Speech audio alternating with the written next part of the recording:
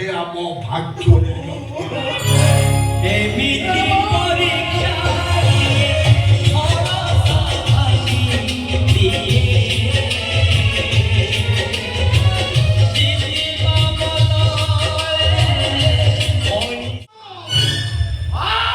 ନନା ବୋଉ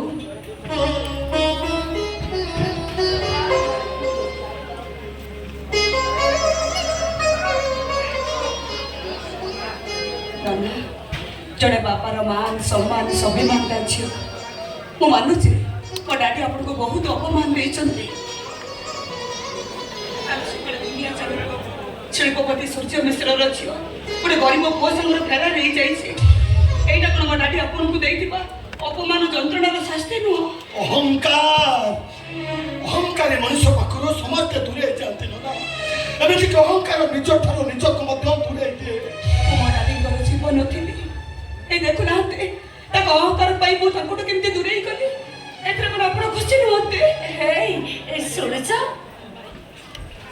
ତମ ବୋହୁ କଣ କହୁଛି ୟା ପରେ ତମେ କଣ କହିପାରିବ ଏ ଝିଅ ଭଲ ନୁହଁ ମୋ ଘରର ବୋହୁ ହବା ପାଇଁ ଯୋଗ୍ୟ ନୁହଁ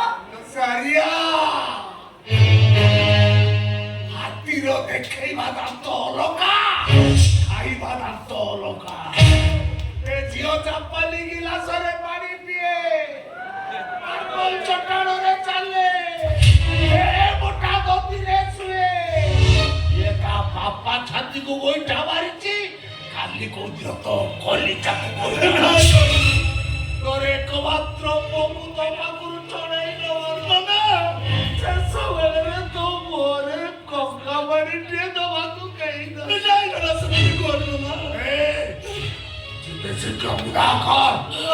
ଛାଇ ଯେମିତି ମୋ ଉପରେ ନ ପଡେ ବାହା ହେଇସାରିଛି ଏବେ ତାକୁ ମୋ ଘର ବାହାର କରିଦେଲେ ସେ ଯିବ କୁଆଡେ ନନା କୁଆଡେ ଯିବ ସେ ଯାକେ ନନାକୁ ବୁଝା ନନାକୁ ଟିକେ ବୁଝା ତମେ କଣ ଜାଣିନ ସେ ଝିଅର ବାପା କେମିତିକା ସେ କଣ ପୁଣି ଶୀତଳକୁ ଘରକୁ ଫେରେଇ ନେବେ ସିଏ ଯଦି ଏ ଘରେ ନ ରହିବ ତାହେଲେ ଯିବ କୁଆଡେ କାହାର ହବ ସିଏ ସେ କଥାର ଉତ୍ତର ମୁଁ ଦେଇପାରିବିନି କି ପରୀକ୍ଷା ଦେବି ମୁଁ ଆପଣ କୁହନ୍ତୁ ଆପଣ ବିଶ୍ୱାସ କରିବେ ମୁଁ ସତ କହୁଛି ନନା ସମ୍ପଦକ ବିନା ମୁଁ ବଞ୍ଚି ପାରିବିନି ଦୟା କରନ୍ତୁ ମତେ ଏ ଘରେ ମତେ ରହିବାକୁ ମନା କରନ୍ତୁନି ନନା ମନା କରନ୍ତୁନି ଯାହା କହିବେ ତୁ କରିପାରିବ ହଁ ମୁଁ ପାରିବି ଯଦି କହିବେ ମୁଁ ପିଠି ପତେଇ ଦଉଛି ମୋ ଡାଡିଙ୍କ ପ୍ରତି ଥିବା ସବୁ ରାଗ ଅଭିମାନ ମୋ ପିଠିରେ ସୁଝେଇ ଦିଅନ୍ତୁ ମାରନ୍ତୁ ପିଟନ୍ତୁ ହେଲେ ମତେ ଏ ଘରେ ବୋହୁ ପୁଣିଆରୁ ବଞ୍ଚିତ କରନ୍ତୁନି ନନା ତା ପୂର୍ବରୁ ତୁ ଏ ପେପରରେ ଗୋଟେ ସିଗ୍ନେଚର କରିଦେ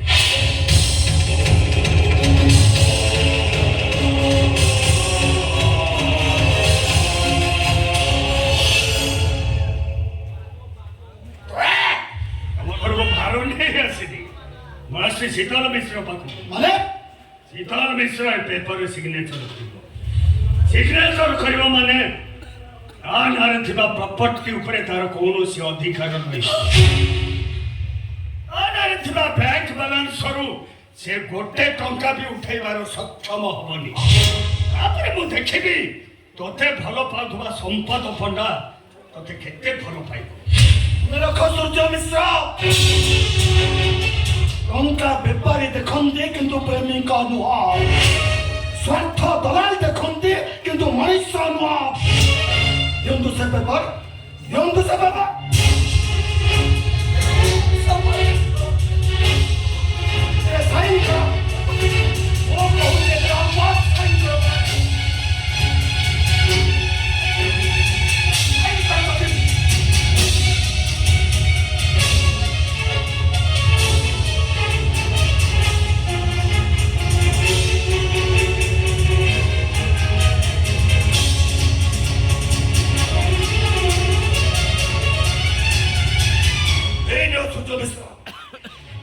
यो तुम पेपर धरो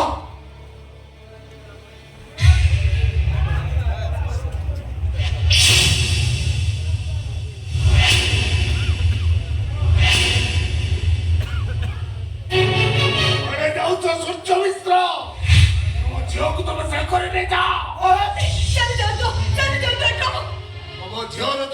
କଣ ଚାହୁଁଛ ତାକୁ ଶଙ୍ଖରେ ନେଇଯାଅ। ବାବା ସେ ତମକୁ ଘରକୁ ଆଣିନ ସେ ତମକୁ ଘରକୁ ଆଣିଛି ମୋ ପୁଅ ସମ୍ପଦ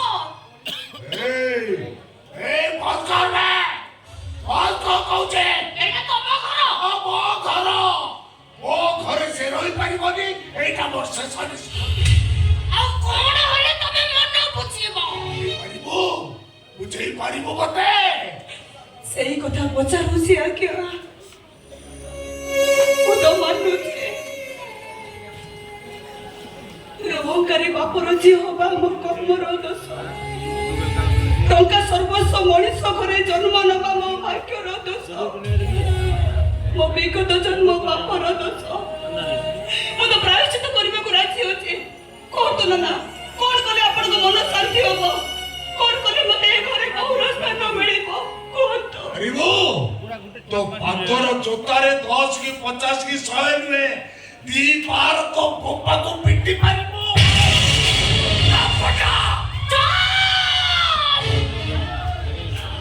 କଣ ଭାବିଛ ନିଜକୁ ଇନ୍ଦ୍ର? ତମେ ସୃଷ୍ଟିର ମହାରାଜ ଆମେ ସବୁ ତମର ପ୍ରଜା। ଓ ଯୋଉ ନାଇଁ ସେଠି କଣ ମାଟି ଆସୁଛ? ହୋସିଆର କରିଦଉଛି। ସେଦିନ ତମ ଘର ଥିଲା ବୋଲି ଯାହା ନାହିଁ ତାହା କହିଗଲ। ଚାକର ଲଗେଇ ମାଡ଼ ମାରିଲ ଜୋତାରେ ପିଟିଲ ଆମେ ସବୁ ସହିଗଲୁ। ଏବେ କିନ୍ତୁ ସହିବାର ପ୍ରଶ୍ନ ବି ଉଠୁନି। ଯେତେ ଶୀଘ୍ର ପାରୁଛନ୍ତି ଏ ଘର ଛାଡ଼ି ଚାଲି ଯାଆନ୍ତୁ। ଚାଲି ଯାଆନ୍ତୁ ଏଠୁ। ଆଉ କିଆଲେ କାହିଁକି ବାହାର ତୁମ ଘର ଓକେ। କୁଆଡେ ଚାଲି ଯାଉଛନ୍ତି ଡାଡି? ପାପ କରିଛନ୍ତି ପ୍ରାୟଶ୍ଚିତ କରିବେନି। ଏ ପ୍ରାୟଶ୍ଚିତ କରିବି ମୁଁ। ମୋ ଠାରୁ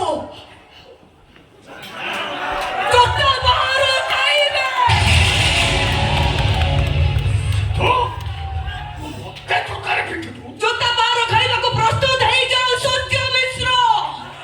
ଏଇ ଦେଖ ତମ ଦେହର କେମିତି ବାଜିଲା ଜୋତାର ପାହାର।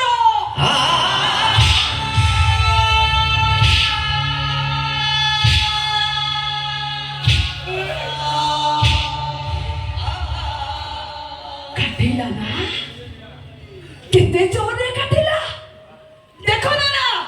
ଦେଖ ବୋଉ, ଏଇ ସୂର୍ଯ୍ୟ ମିଶ୍ର ତମମାନଙ୍କୁ ଘରକୁ ଡାକି ଅପମାନ ଦେଇଥିଲା। ତାପରେ କେମିତି ଜୋତାର ପାହାର ବାଜୁଛି ଦେଖ।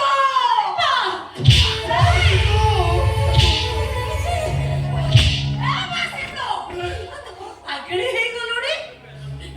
ନାଇଁ ବୋଉ, ତମେ ଏଇଆ ଭାବୁଛ ନା ମୁଁ ମୋ ନିଜକୁ ପିଟୁଛି? ନାଇଁ, ମୁଁ ମୋ ଡାଡିକୁ ପିଟୁଛି।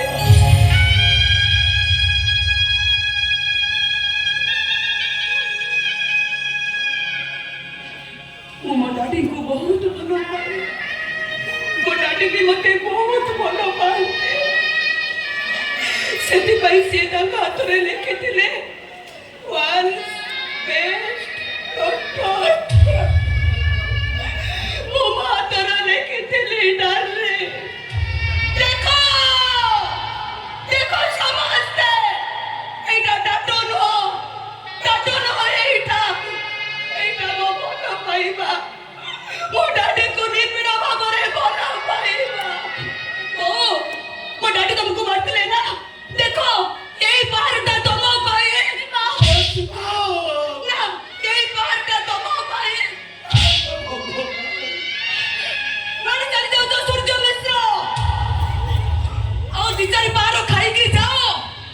ଦେଖି ଯାଅ ଅହଙ୍କାରୀ ଚଢ଼େଇଟା ଯୋଉ ଗଛର ବସା ବାଟେ ସେ ଗଛରୁ କେମିତି କଞ୍ଚା ପତ୍ର ଖସି ପଡୁଛି। ଦେଖି ଯାଅ ସୂର୍ଯ୍ୟ ମିଶ୍ର, ଦେଖି ଯାଅ।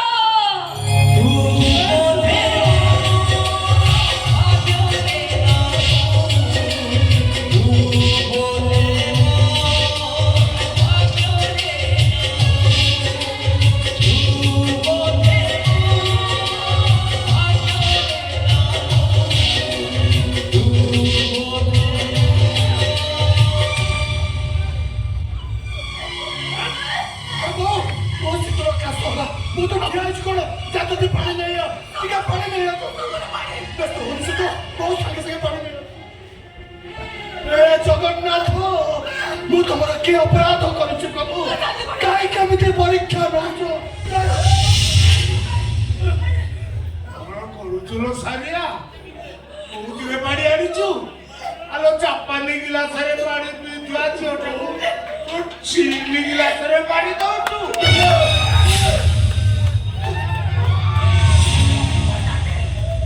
ମାମା ଏମିତି ନିର୍ଦ୍ଦୟ ହେଇଯାଉନି ନିର୍ଦ୍ଦୟ ହେଇଯାଉ ଅରେ ଦି ହୃଦୟଟା ମୋର ପଥରିଆ ହେଇଯାଇଛି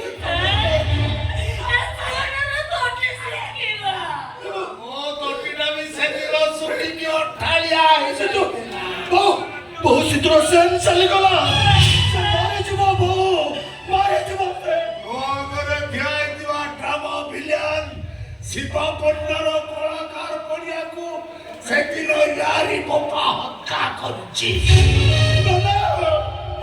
ତମେ ବଳିଷ ନା ପତର ମଣିଷ ପଡ଼ିଆ ଦେଖିଛୁ ବେଶୀ ଗପିବୁ ତ ତୁରିଆ ପିତା ଖାଇ ମୋ କଥା ଟିକେ ଶୁଣୁ ନା ଶୁଣୁ ମୋ କଥା ମୋ କଥା ନେ ଶୁଣ ମୋ ଆମ ଅପେକ୍ଷା এই বড় লোকর ঝিওটা যদি তো ভাই এতে বড় তাহলে ভুলি দিব তোর নাম নিষ্পত্তি তো হাতরে ମୋ କଥା ନ ମାନିଲେ ଦାଣ୍ଡ ଦୁଆର ସେଇଠି ବୁଝେ ଆଉ ଅଯୋଧ୍ୟାକୁ ମନ ନ